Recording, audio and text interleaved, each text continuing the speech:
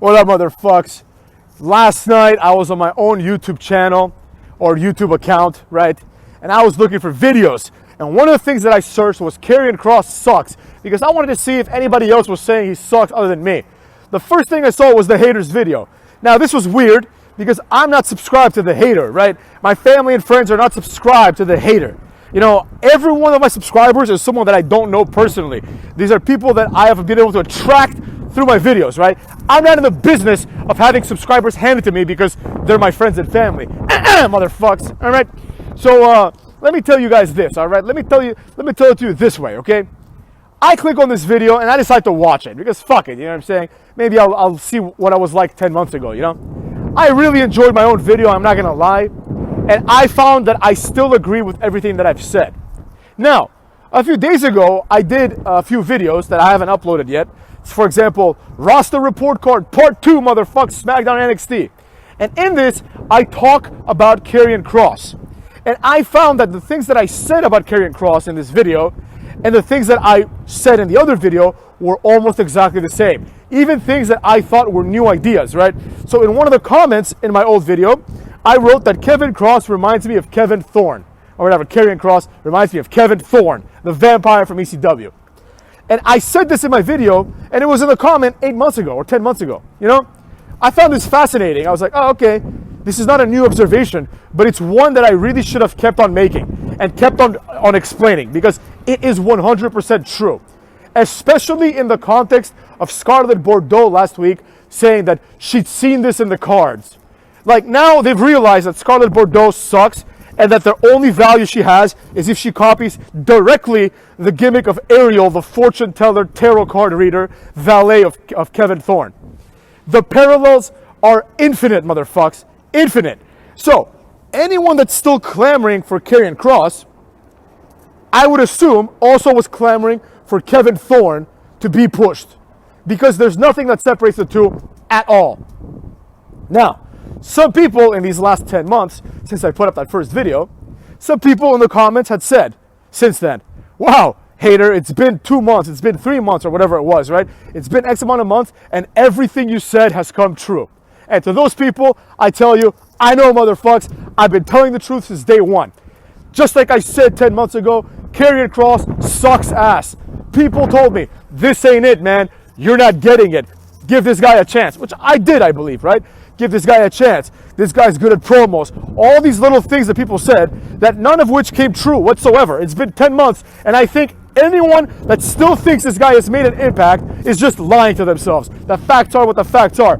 These last 10 months in NXT, if Karrion Kross wasn't around, they would be exactly the same. Was anyone compelled by Kevin Kross, or Karrion Kross rather, Karrion Kross versus Tommaso Ciampa? No. Did anyone give a shit about anything this guy's done? No. Him beating Keith Lee meant nothing because right after that, he got injured, and then a week later, Keith Lee gets injured, which in my opinion devalues the title completely. It's just a bunch of people getting injured, right? And now it's like Adam Cole has to become champion again, or Finn Balor has to become champion again. So, the facts are what the facts are. These 10 months of Karrion Kross's career, I understand he was hampered by an injury. But still, let's say he's been around for 5-6 months out of those 10, right? I do not know anything that he's done that is legitimately memorable in the time that he's been here. You know, a lot of people kept saying, oh, this guy reminds me of Edge. He's good at promos. I haven't heard a good promo yet. As a matter of fact, the only thing I've heard is him saying, tick-tock, your time is up. The hourglass's sands are falling. Like, just these time puns that are retarded, right? But like I said, motherfuckers, by far the worst culprit of this entire saga is Scarlett Bordeaux's, I don't even want to call it a promo, but her proclamation that she had seen this in the cards. This really is a game breaker for me. Because it validates what I said 10 months ago, that this guy is the next Kevin Thorn. It's not even a secret anymore. They took a guy that's ambiguously dark but relatively serious. They put him with a girl who is a fortune teller, right? And it's the same exact thing. It's a big guy with a fortune teller sidekick. This is what's happening. It's just for some reason, Scarlett Bordeaux and Karrion Kross are presented as like more subtly dark than a vampire would be, right? Because presumably it's supposed to be more serious than Kevin Thorn, which I understand because Kevin Thorn is literally a guy who dresses as a vampire. However, That's a positive for Kevin Thorn because you can leverage that into something else. You can take Kevin Thorn and make him like a comedy character or something. Karrion Kross, I'm supposed to take seriously that Scarlett read the cards and saw the prophecy. I'm supposed to take this shit seriously, motherfuckers. That's how they present it to me. They present it to me as if Karrion Kross and Scarlett are self-aware of how stupid and corny they look. It's a guy, for God's sakes, with one expression who comes out and a girl who comes out singing or lip-syncing her own song, and they take themselves seriously. This isn't a comedy act. It's someone lip-syncing their own song. It's like the girl from AEW that comes out, the pop star girl, the Maki Ito or whatever. She comes out and sings her own song. It's the same shit, except Scarlett does it, and it's not supposed to be goofy or fun. It's supposed to be serious and scary. A girl singing is supposed to be scary. She then puts an hourglass in the ring, and it's supposed to be scary, right?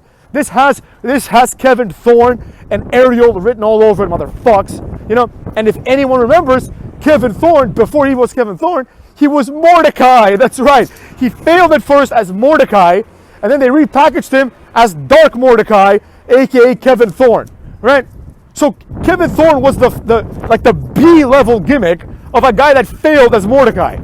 That's what it is. They took a guy that failed, and the second opportunity they had for him was Kevin Thorn, which is the same thing as Karrion Kross. So you tell me, motherfucks, how I was wrong about anything. You tell me in these 10 months if Karrion Kross has done anything impressive, right? That for some reason this video, maybe because I watched it last night, for some reason this video really struck a chord because I saw a lot of people completely disagree with me, which is completely fine. I welcome disagreements, agreements, hate, love. I welcome all of it.